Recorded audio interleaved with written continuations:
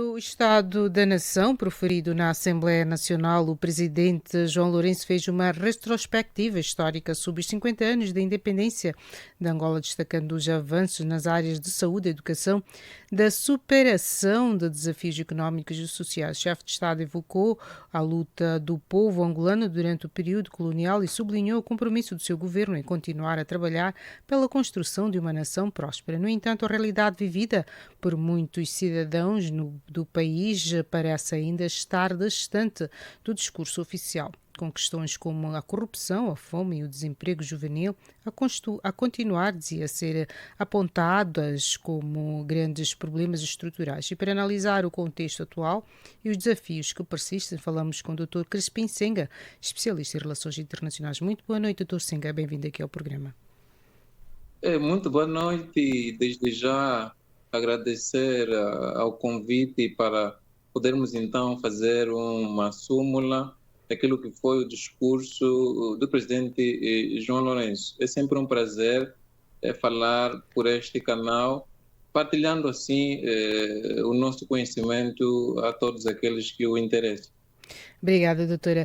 Sim, doutor Senga, o presidente João Lourenço iniciou o seu discurso destacando a resistência histórica do povo angolano durante o período colonial e os avanços desde a independência. Na sua opinião, quais têm sido os maiores progressos do país nos últimos 50 anos e o que é que ainda falta ser feito para consolidar esses avanços? Bem, antes de adentrar na pergunta que me coloca, permita-me dizer que o discurso sobre o Estado da Nação é o momento em que o Presidente da República apresenta com verdade e frontalidade o país real aos cidadãos que delegaram parte da sua soberania para que este efetivamente haja mediante os seus anseios.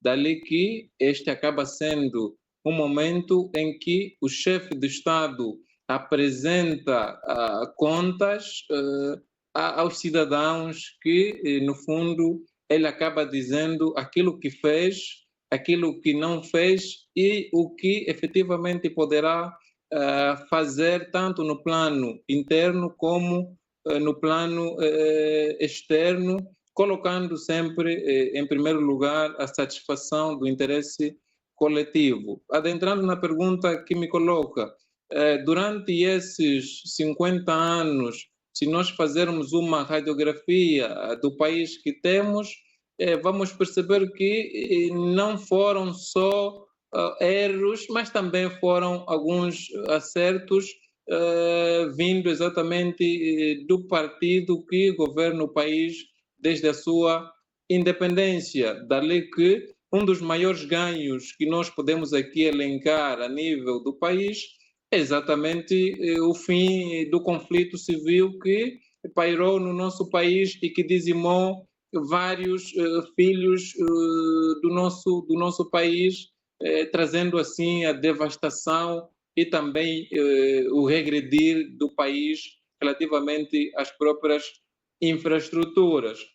Portanto, a paz acaba sendo o ganho maior destes 50 anos que nós iremos comemorar já no próximo mês. Outros acréscimos, nós podemos olhar para a questão da própria saúde, educação, pese embora setores esses ainda com algumas debilidades, porque envolvidos esses 50 anos, nós ainda temos indivíduos a morrerem por malária, febre tifoide, etc, etc, coisas que já temos tempo suficiente para termos ultrapassados.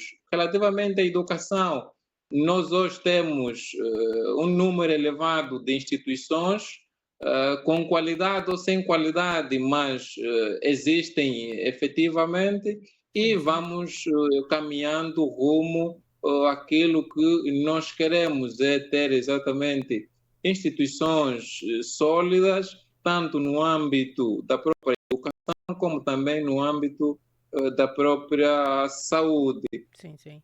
Sim, sim, doutora. Falou aqui sobre as melhorias no setor da saúde e educação, como também o chefe de Estado proferiu no seu discurso, mas, no entanto, muitos cidadãos apontam problemas como a escassez de recursos, a falta de infraestruturas e a exclusão social. Como é que analisa essa discrepância entre os discursos oficiais e a realidade vivida pela população em algumas regiões do país? Bem, na verdade, o nosso país é um país que, em termos demográfico, conta com um número elevado de cidadãos. Nós estamos aproximadamente na casa dos 30 milhões de indivíduos. Dali que, vá lá, esse não acaba sendo uma desculpa para que o Estado não cumpra com aquilo que são as suas funções de velar pelo bem-estar do próprio cidadão, mas eu dizia que esse número elevado de cidadãos acaba, grande parte, também dificultando aquilo que são as políticas, quer estruturais e estruturantes, do próprio executivo. É verdade que nós ainda, em pleno século XXI, e a comemorar 50 anos de independência, ainda existam pessoas que sofrem todas essas vicissitudes que a doutora fez referência. Mas também vamos lá a ser claros de dizer que também há avanços consideráveis relativamente a esse setor. O que se pede aqui, muitas das vezes, e isso não é só uma realidade, a angolana é uma realidade, vá lá, de África, porque eu pessoalmente leio, escrevo um pouco sobre a África, é a valorização do capital humano. Muitas das vezes, o que faz com que tais situações ocorram é a não valorização da mão nacional. O africano é daqueles que prefere até importar a mão de obra estrangeira quando ele tem cidadãos competentes e suficientes para ocupar esses cargos. Então, é nesses moldes que eu penso que nós, se pudéssemos caminhar, nós teríamos grande parte desses problemas sarados, tanto da insuficiência da mão de obra de profissionais, como também do atendimento eficiente que se deve dar efetivamente a todos aqueles indivíduos que ocorrem a todas essas sanidades hospitalares. Sim, doutora. A questão da reforma do Estado e a promessa de descentralização continuam a ser temas centrais no discurso do governo. No entanto, observadores afirmam que há um desafastamento entre o discurso oficial e a realidade económica, como a falência de empresas e a falta de incentivos ao empreendedorismo. O que é que precisa ser feito para criar um ambiente de negócios mais saudável e sustentável em Angola?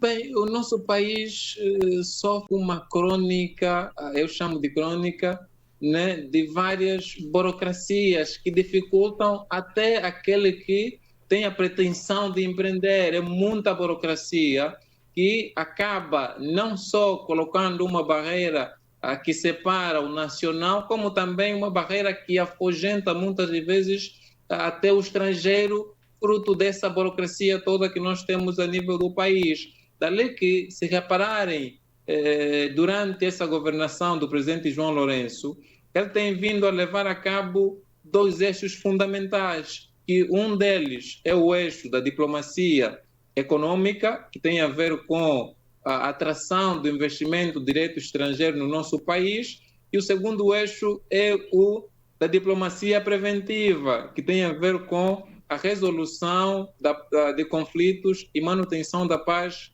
a nível do continente ibérico. Mas relativamente à própria diplomacia econômica, nós não temos ganhos tão avultados e visíveis a olho de todos nós. Por quê? Porque nós, a nível interno, temos situações que fazem com que o investidor não venha investir. Dali que eu tenho estado a defender que é fundamental que nós organizemos primeiramente a casa internamente para que depois tracemos aquilo que é a nossa política externa. Aliás, um dos grandes estrategas da própria política externa, Raymond Aron, diz que a política interna A política externa é a continuidade da política interna. Ora, se tu não estiveres bem internamente, de modo algum conseguirás ter êxito na política externa. E nós, infelizmente, temos vindo a assistir o chefe de Estado meio volta a viajar e a esbanjar aquilo que são exatamente o dinheiro que é de todos nós, mas que também, no fundo, grandes resultados relativamente ao investimento direto estrangeiro, nós não assistimos, fruto também daquilo que eu fiz referência, da burocracia que existe a nível interno, da falta de vias de comunicação que não existem e também, claramente, da insegurança, porque a cada dia que passa nós temos vindo a registrar um índice maior de criminalidade de indivíduos que acabam enveredando por este caminho não abonatório, fruto de falta de oportunidade que não têm no país. Uns até acabam claramente imigrando, abrindo assim espaço para uma fuga de cérebros que seriam exatamente o suporte para alavancar o desenvolvimento do país. Muitíssimo obrigada, Dr. Senga, pelas suas análises e continuação de uma boa noite para si. Muito obrigado e é sempre um prazer. Obrigada. E estas foram as palavras da doutora Crispim Senga, especialista em relações internacionais, falando-vos a partir da capital angolana, Luanda. Fica a seguir com Venâncio José com as notícias do desporto.